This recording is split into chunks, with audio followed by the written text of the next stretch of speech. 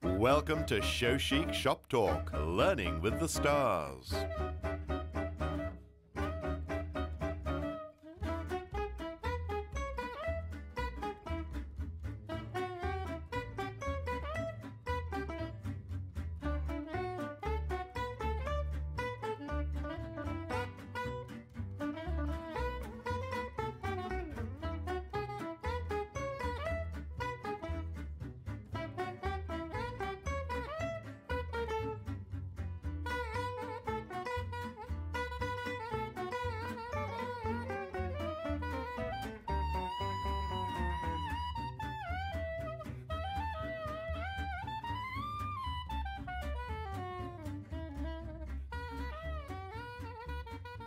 Today on Shop Talk, Canadian Olympic rider Ashley Holzer. But what I really wanted to talk about was teamwork. Teamwork, having a team, having a successful team, what it takes to have a successful team. I think that many of us that canter down the center line, they say, oh, you know, what a great team that horse and rider are. Yes, it's true. It takes many, many years to have that bond with your animal and have that communication, and I think that's really what my allure to the sport is, that connection with the horse, that teamwork that comes from a lot of time in the saddle, a lot of time spent with that animal. So that's what I personally love. But as you all know, there are many, many people behind that team that canters down the center line.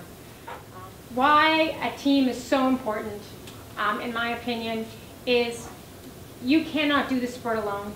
It's a 24/7 job. If you think you can do it alone, you can't. I'm going to tell you that right now, you can't.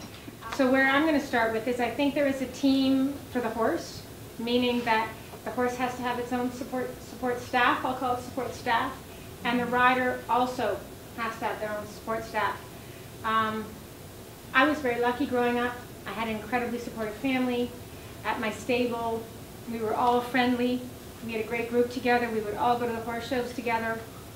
And I thought it was just a natural occurrence. We would all go and everyone would help each other, and it was great and it was grand. And my mom would help with the entries, and my dad would help with the trailering, and my friends would help. We would all help each other, and everything was lovely. And I took it for granted. And then I moved to Germany. And I wanted to go to my first horse show. So they gave me the truck and the trailer, or the car and the trailer, and they said, off you go to your horse show. So I was like, well, isn't anyone going to come with me? And I'm like, no. And I was like, okay. So first thing I learned, don't unload the horse until you've gone to the bathroom.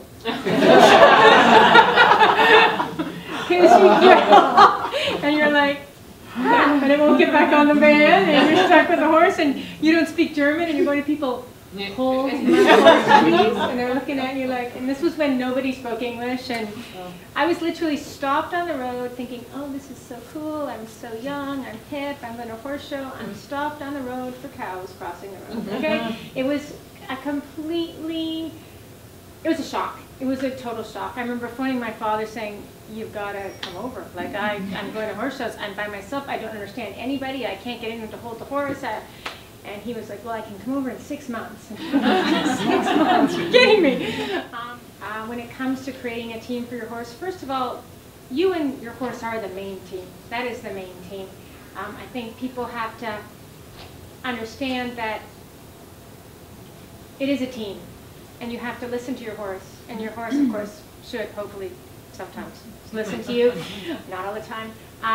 But I think that if you think of it as a partnership, then I think you're going to progress very far. To trust the team that's around you, you have to trust your instincts, you have to trust your education, and from that you can have the faith that it will work. And let's say we all have really not such great weekends. All of us have had bad weekends. But if you trust in your team, you can have the faith that there will be a great weekend. So I think that that horse also has to have trust in his team, or her team, that that team will be there for that horse. And that team comes from, of course, the rider, comes from the grooms. But anyway, so the horse has to have that trust in his team. And it has to be the people that look after it in the stable. You have to make sure that the horse is getting great nutrition. You have to make sure that the horse is being shod properly, that the horse has vets, that the care is top-notch, top-notch.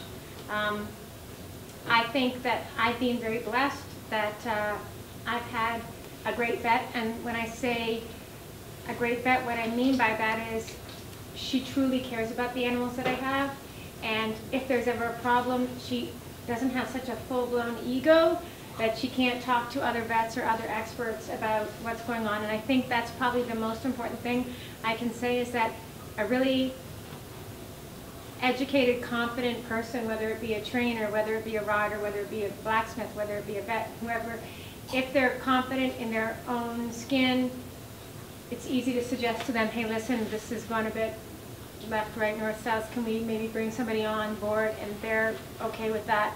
I think that's a very important thing when you're building your team. If you have someone whose ego is just bigger than everybody else in the room, I think it's very hard for them to be a team player. So I just caution you that whoever you put on your team, make sure that you feel a second or third opinion could come in and it wouldn't rock the boat. Same thing with the blacksmith. The blacksmith truly has to work with other people involved. They have to speak with the veterinarian, talk to you about little things you're feeling. If you say, my horse doesn't feel right, and you've gone to a few Olympics, guess what? You know what you're talking about. So the blacksmith should listen to you, and if you don't have someone like that on board, then you really have to get them off your team. You're the only voice for your horse. That's the most important thing I can tell you. You're your biggest voice for your horse. And if you really feel someone on that team is maybe not helping your horse as much as he can, then you need to be brave enough to speak up. Being open enough to allow other people on your team that maybe you would initially say, no, I'm not going to do that, I'm not going to do that. So I think that's very important that you think about that on your team as far as your horse is concerned. Nutrition-wise, I've been lucky that I've been with Purina for a long time, and they've actually sent out their staff to make sure that I'm wise and really making sure that they're getting everything that they need. Again, I like Purina because they've done this for me, but I'm sure any other feed company is going to do that for you if you contact them or you contact your local feed store and say, listen, I have some questions. I think that they will come out and check on your horse for you. So again, like I said, as far as the horse goes, that care, you're its spokesperson. You need to step up and you need to come in and do whatever needs to be done for your horse, and always be aware of changes. Horses get older. Horses get older. They need a little more help sometimes. So I think that that's a very important thing to think about. As far as the team that surrounds you and people that work with you, I have a dear friend who is a top cardiologist in New York. She gave a lecture in Palm Beach. And what do you think, first of all, women have way more heart attacks than you think due to stress. I'm just going to throw that out there first of all. It's so off topic, but okay, it'll come topic in a second. And what do you think the leading cause of stress is in women? Husbands. Husbands? Well, you're close. Really close. It's, anybody else? A horse. A horse? No. Toxic friendships. Okay? Toxic friendships. And she, yeah, not really. We're not, I just fired her. Mary, you're out of here. I was sort of shocked when she said this at the meeting, and she said, listen, and she said to everybody in this huge room, and she's lecturing to these, like a lot of people, and she said, and you know who they are, get them out of your life. She said they are proven to cause women in particular. So again, if it's that toxic husband, get him out. And I think that's also important when you think about creating your team. When you're thinking of creating your team, your support staff who's working with you on a daily basis, they're sharing a lot of information. They know a lot about you, You really have to feel that that support team has got your back, no matter what. You have to treat your support team incredibly well. Bring them chocolates once in a while. They tease me that I bring them stuff to make them fat. So but I think that's a very important thing to think about, that you surround yourself with people that do have your back, that you feel you can trust. Like I said, there's a lot of information that goes on, and people have to feel safe. Everyone is going to screw up. Everyone is going to screw up. And I'm going to give you one little story of a situation where, had there not been trust and had there not been the comfort of telling someone something that maybe could have gotten them in trouble. That's the thing. You don't want people to think you're going to get in trouble if you tell them the truth. You've got to know what the truth is. If the horse looked a little funny last night and you forgot to say something and now it's really sick this morning, we got to hear that it looked a little funny last night so we know the right program for the horse. A situation where a horse was on a medication that for national horse shows is completely legal, and for international competition, totally legal. The person looking after the horse got to take the horse off of the totally illegal for international competition medicine. I said to them, did you give the medicine? You have to tell me the truth. And I think this is the important thing, is you have to say to them, it has a huge impact on all of our futures. If something goes under the rug or hidden because you're worried about something, and they said, yeah, I did, I didn't know, I'm really, really sorry, I had no idea, I totally forgot, I gave him the bait, I'm really sorry. Of course, pulled the horse out, and there was no harm done. That was that. But if you don't have a team on you that knows and cares for one thing, you could be putting yourself in a situation that is regrettable, and no harm was meant.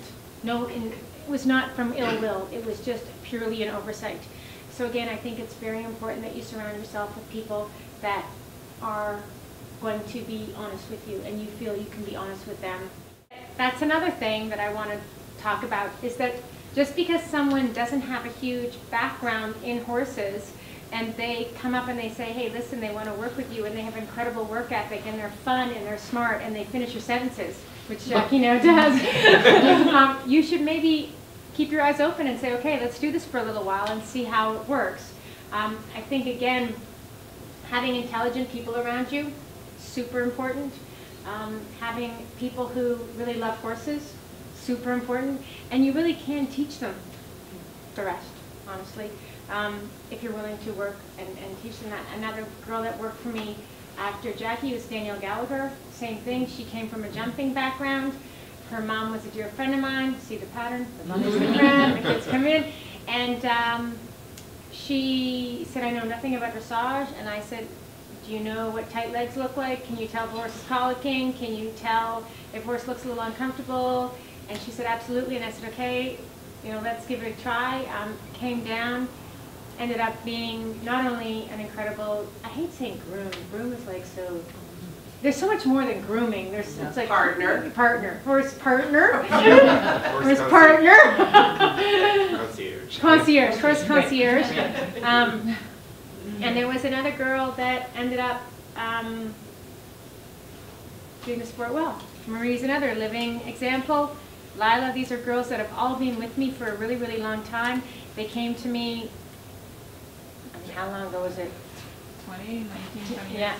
You were pregnant with Emma. Yeah. She's 18, there you go. So, and that's what I love about my team, is they've been with me for a really, really long time. Keep people that are dear to you.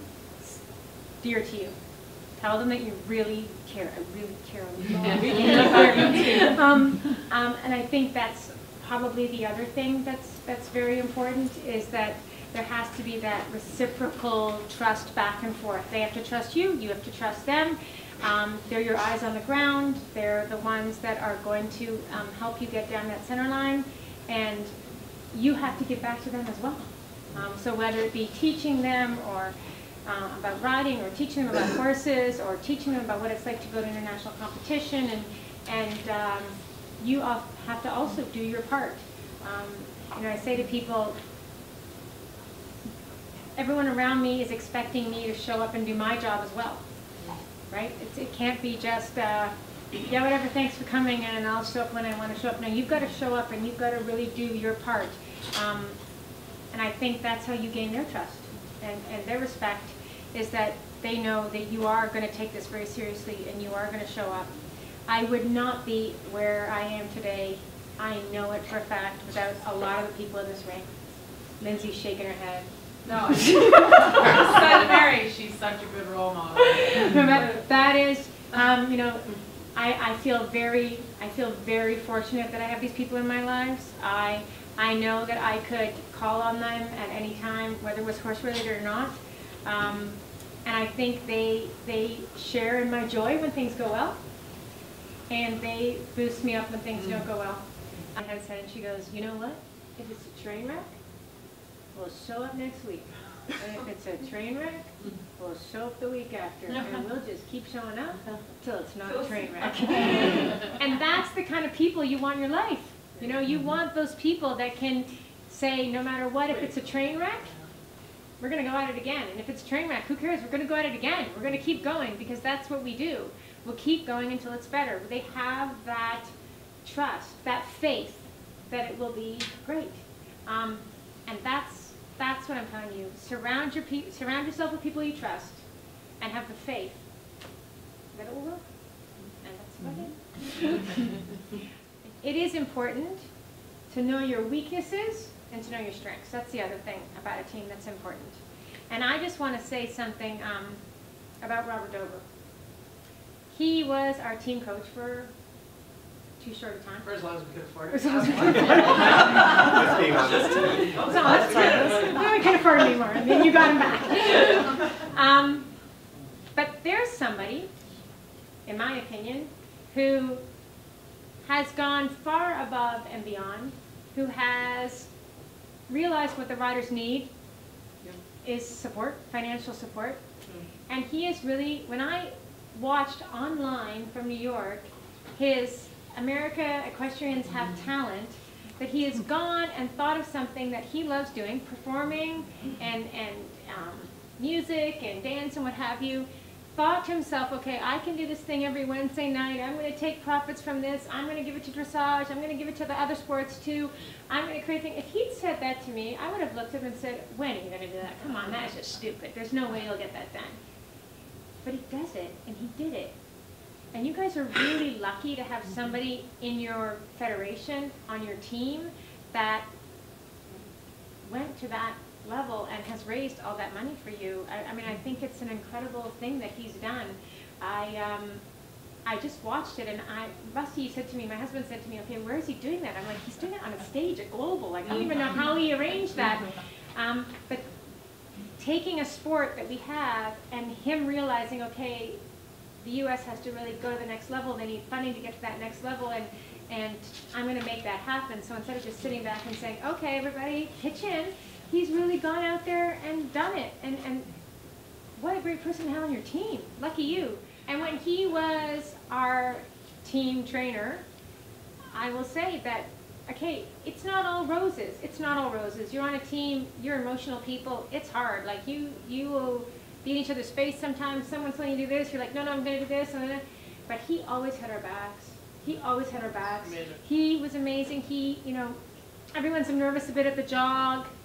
Everyone's like, okay. He's like, if you're nervous, I'm jogging your horse. I'm like, okay, you're kidding. I'm like, really? He just really went that extra step. So, again, if you can ever have someone like that, lucky you, and like I said, sad us. But I was very impressed. That is an incredible person to have on your team. You're very lucky that he is out there supporting your sport here in this country. Very impressive. Very impressive. 2 freestyles ago. Exactly. And I saw you, and you're walking out. You were over the moon. You were so happy Yeah. with the progress that your horse has made. Not that you didn't win, but Right. the progress and where you were going. know I that- sensed that. You know that sometimes I have the most joy, not when I won the class, honestly. Sometimes I don't care if I won or not. If you're on a horse where, especially if you've had a bit of a bumpy road, and you feel a horse turn around for you and become your partner, become that horse that wants to do that for you, that's irreplaceable as far as I'm You concerned. were so happy. Oh no, Incredible. I was so happy on last Friday too. Both Lindsay and I were like, oh my God. You know, it's seeing a horse that maybe questioned our faith some of the times, and see him try and try to be that player on your team. A positive puzzle piece, as my family would say. That is, it's really emotional actually. It's really emotional that this big animal will even contemplate working that hard. And you know it sometimes doesn't. I think that is probably the most, joyful thing. When I had Poppy competing a lot, I always knew he would go out and do his very best. So when you have a horse that sometimes goes, no, and you're like, really? Really? No, not today. Why? Really? And then to feel him turn around and be that partner is pretty fun. Jack had a moment like that a few shows ago on Goose, and she came across the diagonal Really? after doing Jack on Goose, and she had that diagonal, and she did her runs, and she just was like, and that is... They're his hardest thing, and he did them all by himself. No, but again, that is, that's what we do this for, I think. I don't think anyone's out there saying, oh, I'm going out to win blue ribbons. No, they're going out there to feel that partnership with that horse and feel it work for you and feel that bond. I mean, I think that is a pretty special thing. There are these huge animals that decide they want to do this for you. That's pretty special. Yes. And I was able to show Grand Prix in the international classes, and that really put me on the map, I think. And that was amazing. Amazing for me, really. But So again, thank you, yeah. That's true. Deanna Rose came and gave Lindsay her horse, her Grand Prix horse. Lindsay was able to go compete internationally. Yeah. What a gift. What a beautiful gift to give Yeah. somebody. It's more than handing them money. It's handing them a career. Yeah. It's handing them a future. It's putting them on the map, like you said. Yeah. I think if, 3 years before that, you'd said, oh, Lindsay, you're going to be in the Grand Prix ring. She looks I really would feel like bad. No. So again, it's creating something for someone that's very special and pretty nice team player. Thanks, team player.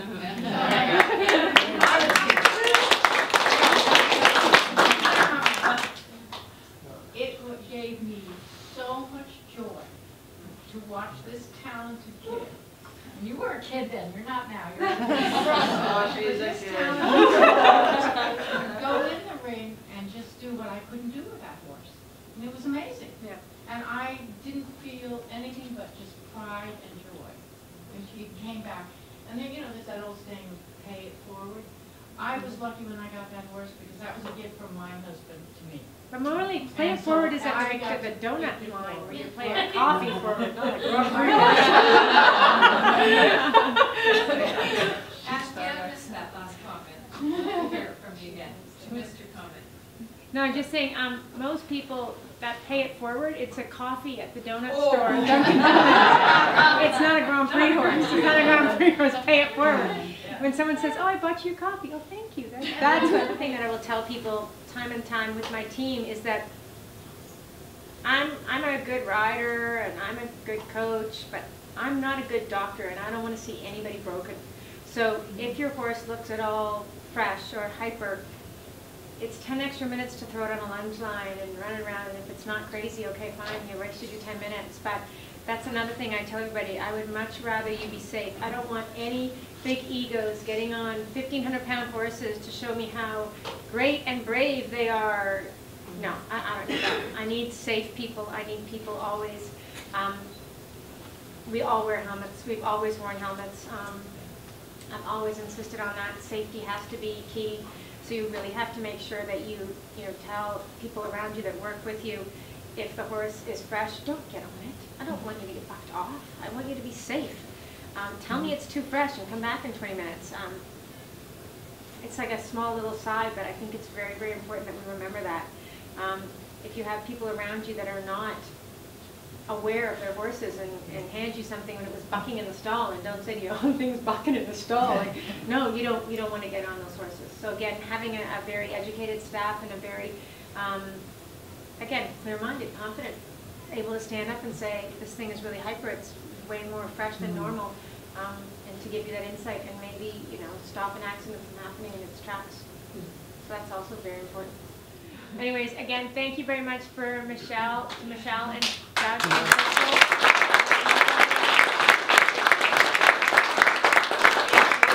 Please support the store. They have beautiful things as always. Thank you, Michelle. Thank you for watching. Join us again for our next episode of Shop Talk.